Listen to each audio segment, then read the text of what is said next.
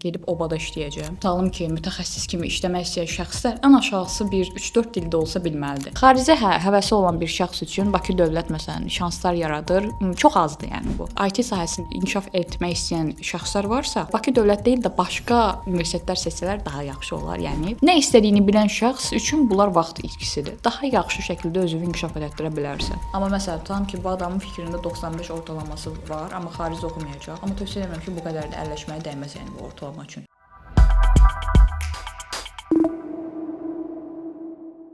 Salam, mən Ayça Cəfərova, Bakı Dövlət Universitetinin Beynəlxalq Münasibətlər ixtisasını bu il bitirirəm və bu gün biz Bakı Dövlət Universiteti haqqında və Beynəlxalq Münasibətlər ixtisası haqqında sizə məlumatlar paylaşmağa çalışacağam. Bu universitetdə və ixtisasda oxumağın ən böyük üstünlüyü nədir?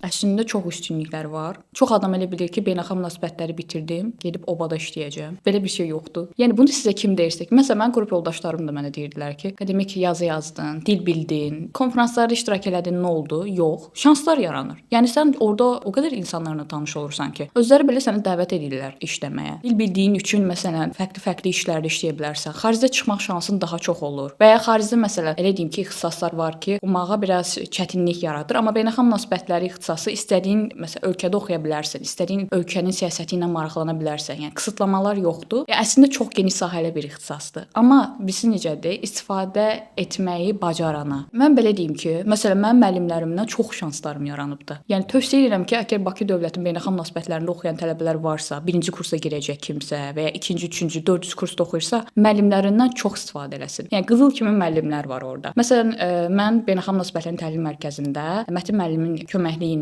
orada təcrübəm olubdu və əlbəttə ki, beynəlxalq münasibətlər təhlil mərkəzi, yəni təhlillərim olubdu. Onlarla mən çoxlu məlumatlar öyrənmişəm. Təhlil yazmağı bacarmayan bir adam artıq sonunda çıxanda 3-4 dənə təhlilim var idi, yəni. Daha sonra Qərbi Azərbaycanın icmasının başçılığı ilə layihə keçirilirdi. Orada məsələn mənim dostlarımın sayəsində bu məlumatdan xəbərim olubdu, layihəyə müraciət etmişəm. Və məsələn yığılan biliklərim sayəsində birinci müraciət eləsəm də, kəsilsəm də, ikinci müraciətimdə Xarici İşlər Nazirliyinin diplomatiya könüllülərində deməli qəbul almışam. Yəni belə deyim ki, baxın, yəni hamısı belə sıralıdır. Yəni belə deyim ki, kimsə məni tapşırıbdı, müəllimlərim nəsə bir şey edibdi, əsla olmayıbdı. Sadəcə mənə yol göstəriblər və mən o yolun üzərindən getmişəm. Bu ixtisası bitirənlər hansı sahələr üzrə işləyə bilər? Beynəlxalq münasibətlər bilsiz belə deyim də dillər tələb eləyir. Tutalım ki, mütəxəssis kimi işləmək istəyən şəxslər ən aşağısı bir 3-4 dildə olsa bilməlidir. Deyə bilmərəm professional şəkildə yox, amma tövsiyə edirəm yəni. Ən aşağısı ingilis dilində olsa, fransız dili, rus dilində olsa bilməlidir. Daha sonra araşdırma qabiliyyəti yaxşı olmalıdır. Yəni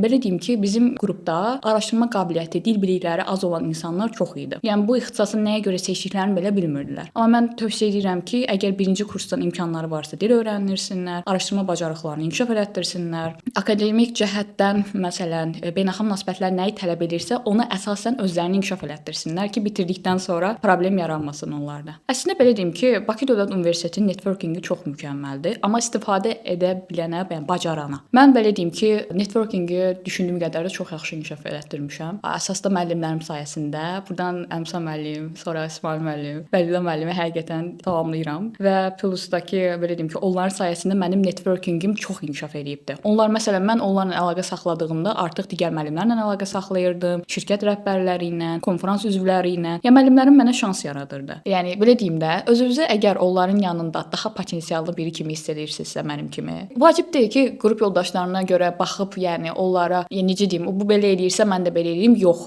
Özünü yəni yaxşı hiss eləmirsənsə onların yanında aralan, müəllimlərlə əlaqə saxla, əgər inkişaf etdirmək istəyirsənsə özünü və ya başqa networking qur, başqa qruplarla yəni vaxt keçir, əylən, yəni vacib deyil ki, qrup yoldaşları neqativ düşüncəli bir insanlardırsa, sən də yəni onlarla eyni vəziyyətdə ol yenə, yəni. Magistratura oxumaq sizin ixtisasda ixtisaslaşmağa nə qədər təsir edir? Yəni özünü inkişaf etdirmək istəyən şəxs təkcə magistr düşünməməlidir. Yəni işləsə belə daim inkişafda olmalıdır. Daim məsələn, bilirsiniz də beynəlxalq münasibətlər, araşdırmaçı olmaq istəyir bu adam. Yəni daima inkişafda olmalı, daima araşdırmalı, daima öyrənməlidir. Magistra hətta tövsiyə edirəm ki, xaricdə və ya burada şansı varsa xaricdə, əgər belə imkanı yoxdursa burada da oxuya bilər. Heç nə itirəcəyi bir şey yoxdur, yəni. Əsas da məsələn prestijli universitetlər yerinə mən tövsiyə edirəm ki, həqiqətən də siyasətə önəm verən universitetlər seçsinlər. Dərslərdə öyrəndiklərinizin praktik faydasını hiss edirsinizmi? Əslində belə deyim deyim ki, tam yox. Məsələn, bizdə çox nəzəriyyə fokuslanırdı və mən nəzəriyyəni sevmədiyim üçün